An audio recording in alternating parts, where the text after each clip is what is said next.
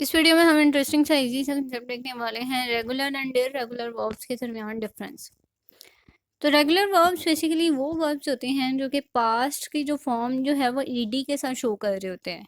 यानी कि एक स्टैंडर्ड रूल होता है यहाँ पे कि आपने जो पास्ट फॉर्म है उसके साथ ईडी ही लगाना है, ठीक है। ये होता है रेगुलर वर्ब्स। तो but on the other hand irregular verbs में ऐसा नहीं है, यहाँ पे ईडी नहीं लगता। यानी कि ज़रूरी नहीं है कि पास्ट फॉर्म जो है आप ईडी के साथ ही एंड करेंगे, बल्कि और भी बहुत सी डिफरेंट एंडिंग्स होती हैं पास्ट वर्ब की। तो ये चीज़ें जो हैं ये रेगुलर एंड इरेगुलर को डिफ्रेंशिएट करती हैं। फॉर एग्जांपल प्ले है, तो इसके लिए हम जितने भी पास्ट फॉर्म यूज़ करेंगे वो प्लेड ही होगा, ईडी के साथ ही हम इसको यूज़ करेंगे। सेकेंड फॉर्म भी ईडी है, थर्ड फॉर्म भी ईडी है।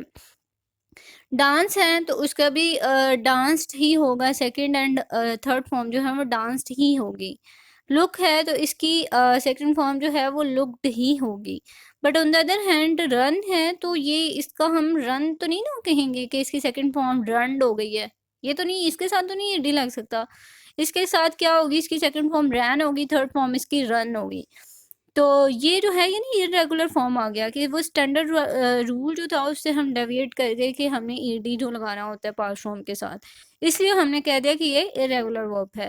रीड है तो उसके तीनों फॉर्म जो है हमारे रीड ही होंगे। रेड बस उसकी थोड़ी प्रोनाउंसिएशन चेंज होगी, लेकिन रीड ही होंगे। इसके अलावा सी है तो सी का हम सॉ सीन कर देते हैं, सेकेंड एंड थर्ड फॉर्म। और ईडी के साथ हमने इसको एंड नहीं किया, सीन्ड नहीं कर दिया हमने इसको। तो इसलिए ये जो है इनको रेगुलर एंड इरेगुलर वर्ब्स जो है वो कहा जाता है, और ये इनका जो है डिफरेंशिएशन होती है। इंटरेस्टिंग सा इजी सा कंसेप्ट था। आई होप कि आपको क्लियर हो गया होगा। अब इससे रिगार्डिंग आपको कोई क्वेश्चन है, कुछ भी शेयर करना चाहते हैं, मुझे कमेंट सेक्शन में बताएं।